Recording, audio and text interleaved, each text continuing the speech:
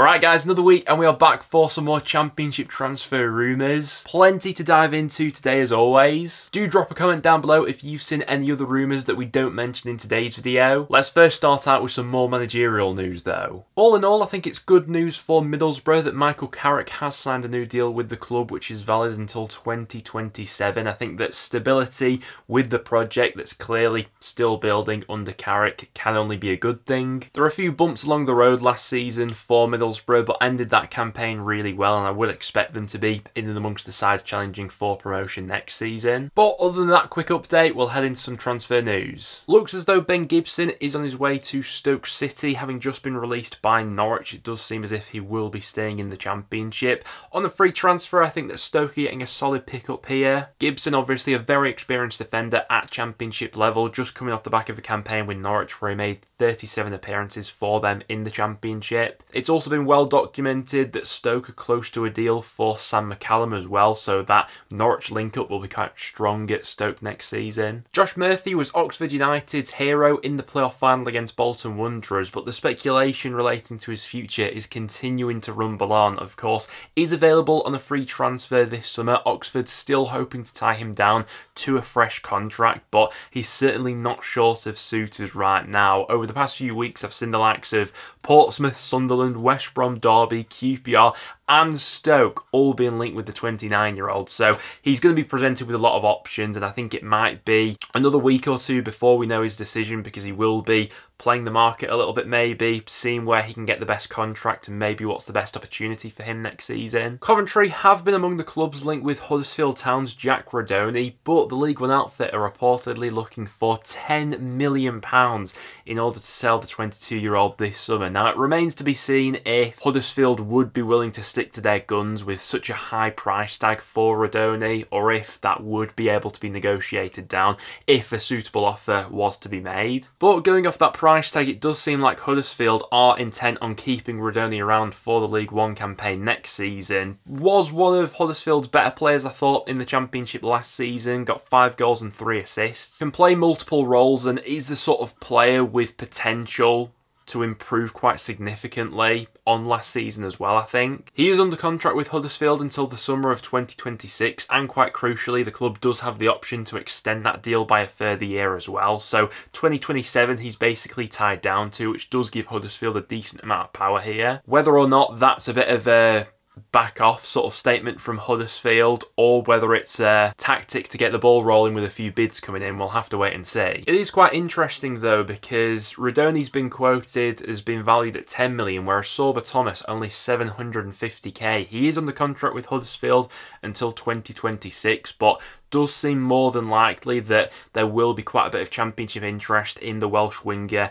this summer, and I wouldn't be surprised if he does make a move elsewhere. Obviously, really good player to have, especially from set-piece situations. He's got a brilliant whip on him. He got 9 assists last season as well as 4 goals in the league for Huddersfield. Still just 25 years old as well, so at a decent age, and I mean, if he was to be made available for less than £1 million, I'd expect quite a few clubs to be all over that sort of deal. As of recording, Josh Windass is yet to commit his long-term future to Sheffield Wednesday, and he is the subject of quite a bit of Championship interest, with both Hull City and Coventry said to be interested in the Sheffield Wednesday forward, who could be made available on a free transfer if he doesn't extend his contract with Sheffield Wednesday. Goes without saying that Windass ended last season in really good form for the Owls. Obviously played a key role in their survival in the end. Scored 6 goals in his last 11 matches of the season, and clearly would be an asset to those clubs that have been linked, especially on a free transfer. Wednesday fans will no doubt be hoping to keep him around, but it remains to be seen if he'll sign that contract which is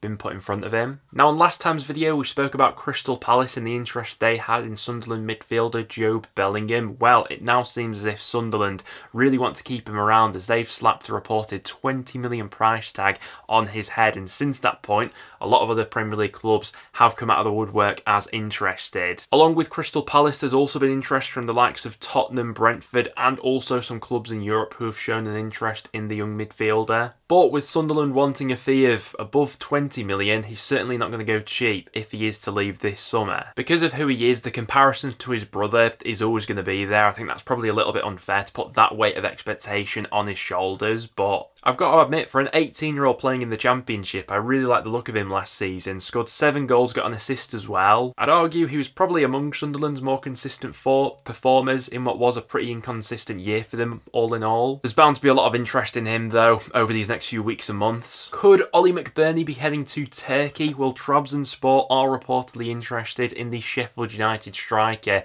He is out of contract this summer, has been offered new terms by the Blades, but is yet to commit to the deal that has been put in front of him. So his long-term future very much up in the air as of recording. He did end last season as Sheffield United's joint top scorer in the Premier League with 6 goals along with Ben Brereton Diaz. He'll no doubt be weighing up the offer from Turkey, and do you know what? I wouldn't be that surprised if he was to go. Looks as though Ben Johnson will be made available as a free transfer this summer, and Leeds United have held long-term interest in the West Ham fullback. Right back's obviously been a position where Leeds have had a few different options in recent years. Even looking back to just last season, they had Jed Spence on loan at one point, Connor Roberts as well, but more often than not was Archie Gray who held down that spot. Looks more than likely that they will be signing a new right back this summer, and their interest in Ben Johnson has been well documented over these last few months. Another defensive option who has been linked with Leeds United is Chelsea defender Alfie Gilchrist, also been linked with the likes of Preston and Blackburn Rovers, who would all be keen to take the Chelsea defender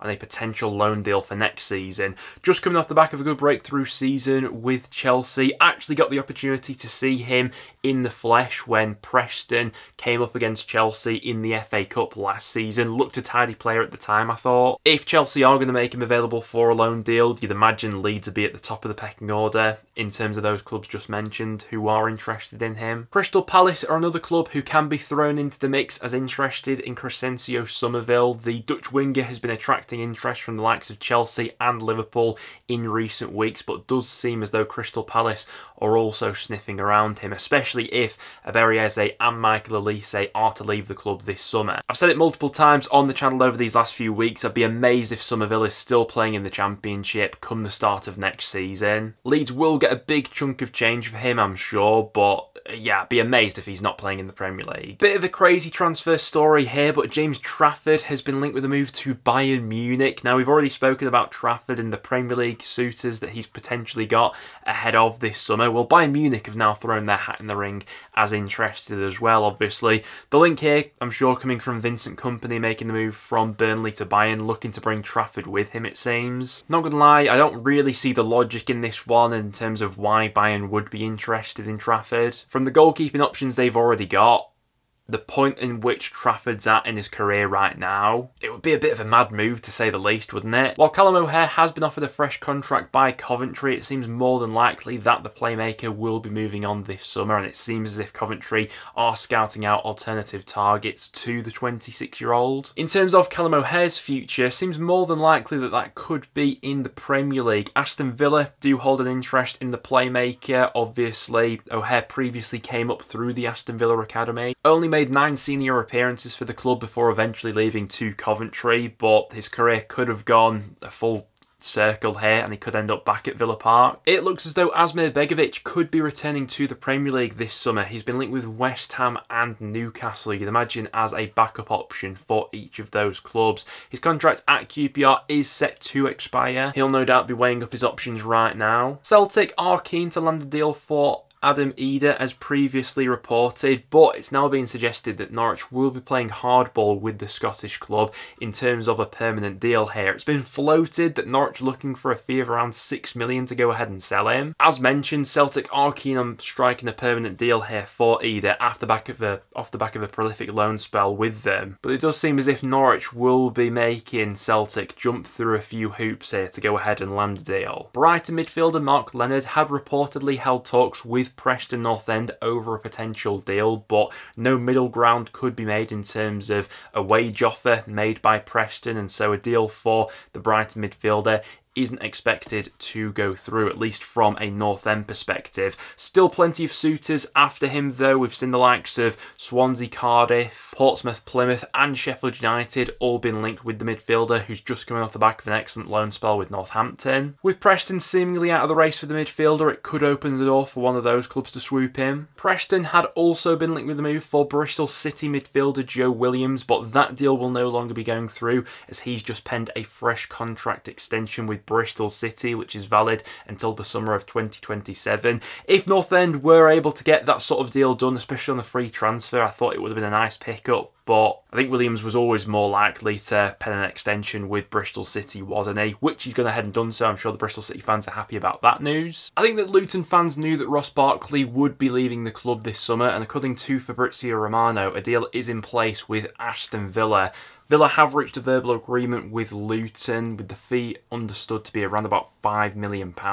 Definitely one of Luton's best performers last season in the Premier League, but I don't think anyone saw him sticking around for a campaign in the Championship. More than good enough to cut it at that level. Looking forward to seeing how he gets on at Aston Villa. Well guys, there you have it. That will now wrap it up for today's video. Thank you very much for tuning in. As always, any other transfer rumours that we did miss, make sure to get them down below. Other than that though guys, thank you very much for tuning in, and I'll see you all in the next one.